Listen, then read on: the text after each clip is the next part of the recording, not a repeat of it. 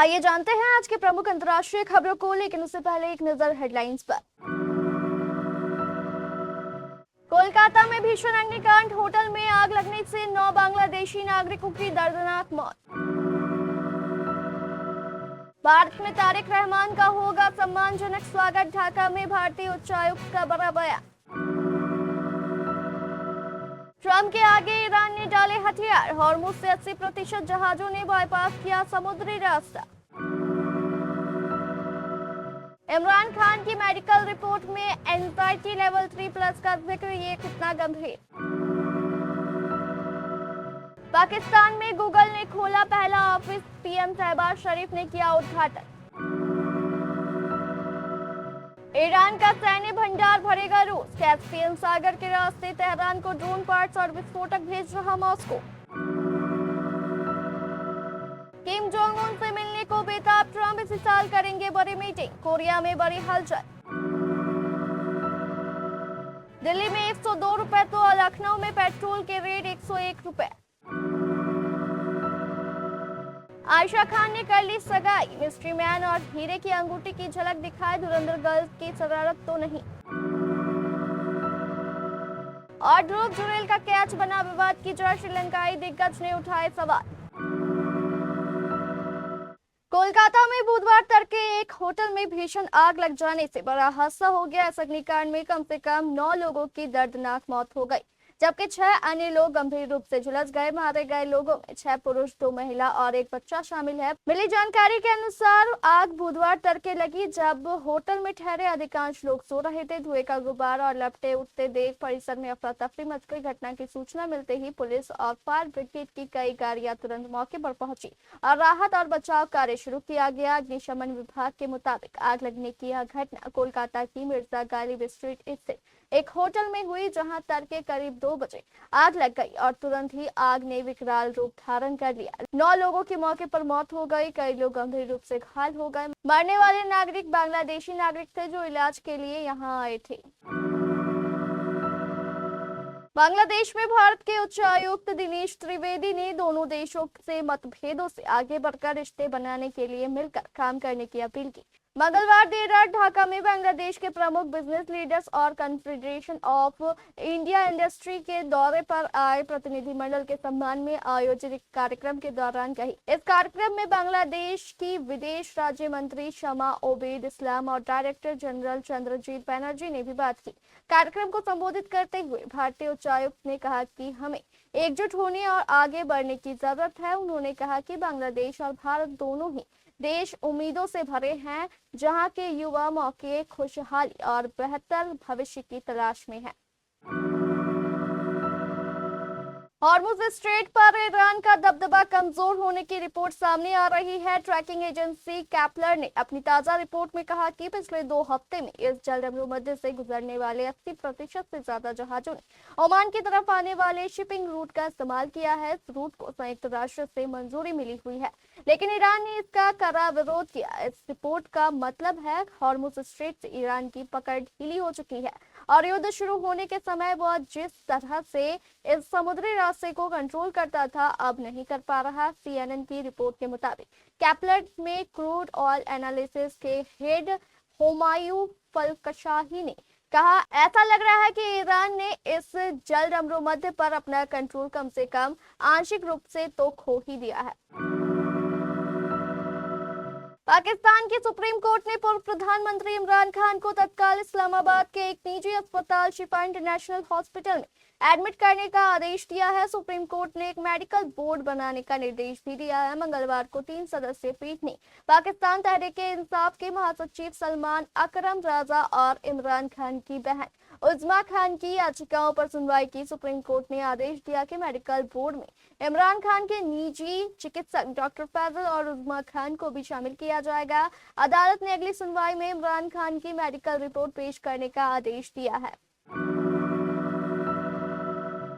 Google ने पाकिस्तान में अपना पहला ऑफिस खोला है। इस दौरान पाकिस्तान के प्रधानमंत्री शहबाज शरीफ ने गूगल के प्रतिनिधिमंडल के साथ मुलाकात की, साथ ही उन्होंने पाकिस्तान में गूगल के ऑफिस का उद्घाटन भी किया। इसकी जानकारी पाक पीएमओ ने एक्स प्लेटफॉर्म पर पोस्ट करके दी। पोस्ट में शहबाज शरीफ ने बताया कि इस ऑफिस का मकसद देश में टेक्नोलॉजी को बढ़ावा देना है, इससे युवाओं के डिजिटल और टेक्नोलॉजी स्किल को डेवलप करना है। पोस्ट के मुताबिक गूगल का डेलीगेशन सरकार और सार्वजनिक नीति मामलों के उपाध्यक्ष विल्सन व्हाइट के नेतृत्व में इस्लामाबाद में प्रधानमंत्री मोहम्मद शहबाज शरीफ से मिला। इस प्रतिनिधिमंडल के साथ इस्लामाबाद स्थित अमेरिकी दूतावास charge D affairs Natalie baker भी मौजूद रही। ईरान अमेरिका और इजराइल के साथ युद्ध के दौरान खत्म हुए अपने सैन्य भंडार को फिर से भरने की कोशिश कर रहा है। इसके लिए रूस कैस्पियन सागर के रास्ते ईरान को विस्फोटक ड्रोन के पार्ट्स और गोला बारूद भेज रहा है। एनबीसी न्यूज को मिले एक और पश्चिमी अधिकारी द्वारा पुष्टि किए गए यूरोपीय सरकार के दस्तावेज के अनुसार जानकारी सामने आई है। एनबीसी को मिली यूरोपीय सरकार के एक आधिकारिक दस्तावेज से पुष्टि हुई है कि इस शिपमेंट्स में टीएनटी ड्रोन के पार्ट्स और गोला बारूद शामिल है। विश्लेषकों द्वारा देखी गई सैटेलाइट तस्वीरों से भी पता चलता है कि शिपमेंट में बैलिस्टिक मिसाइल बनाने के लिए जरूरी पार्ट्स भी शामिल है।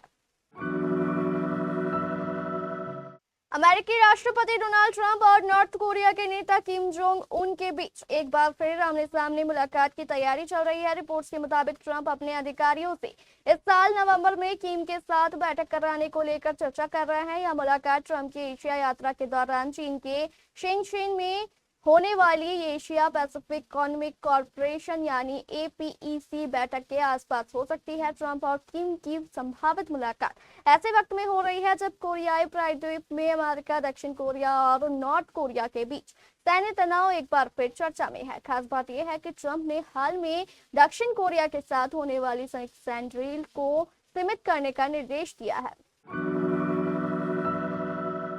तेल विपणन कंपनी इंडियन ऑयल ने आज के लिए पेट्रोल और डीजल की नई दरें जारी की है। देश के अलग अलग राज्यों और शहरों में स्थानीय टैक्स और वैट के चलते पेट्रोल डीजल की कीमत अलग अलग है। एलपीजी के रेट में कोई बदलाव नहीं किया गया है। दिल्ली में पेट्रोल 102 रुपए 12 पैसे प्रति लीटर है, जबकि डीजल 95 रुपए 20 पैसे प्रति लीटर बिक रहा है। उत्तर प्रदेश की राजधानी लखनऊ में पेट्रोल 101 रुपए 89 पैसे और डीजल 95 रुपए 36 पैसे प्रति लीटर मिल रहा है। दिल्ली में सामान्य पेट्रोल जहां 102 रुपए 12 पैसे और डीजल 95 रुपए 20 पैसे प्रति लीटर है, वहीं प्रीमियम वेरिएंट एक्सपी 100 167 रुपए 35 पैसे, एक्सपी 95 109 रुपए 24 पैसे और एक्सजी 100 रुपए 52 पैसे प्रति लीटर पर मिल रहा है। नोएडा में पेट्रोल 102 रुपए 12 पैसे, डीजल 95 रुपए 56 पैसे।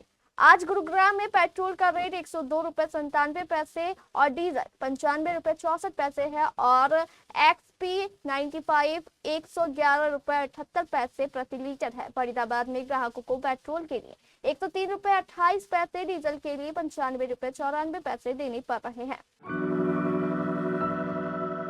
आयशा खान एक बार फिर अपने फैंस के बीच चर्चा में है। रणवीर सिंह की फिल्म धुरंधर के हिट गाने शरारत में अपनी अदाओं से लोगों का ध्यान खींचने वाली आयशा ने अब कुछ ऐसी तस्वीरें शेयर की है जिसके बाद फैंस के मन में उनकी सगाई को लेकर कई सवाल उठ रहे हैं। तस्वीरों में वह एक मिस्ट्री मैन के साथ नजर आ रही है और उनके हाथ में एक बेहद खूबसूरत हीरे की अंगूठी भी दिखाई दे रही है। ऐसे में फैंस कयास लगाने लगे हैं कि कहीं आयशा ने गुपचुप तरीके से सगाई तो नहीं करी। हालांकि इन तस्वीरों की सच्चाई कुछ और भी हो सकती है। आयशा ने तस्वीरों में अपने साथ मौजूदा शख्स का चेहरा नहीं दिखाया, वहीं उनकी उंगली में नजर आ रही डायमंड रिंग ने लोगों की उत्सुकता बढ़ा दी है। हालांकि उन्होंने कैप्शन में एक ज्वेलरी ब्रांड को टैग भी किया है, जिसकी आशंका भी लगती है कि ब्रांड फोटोशूट हो सकता है।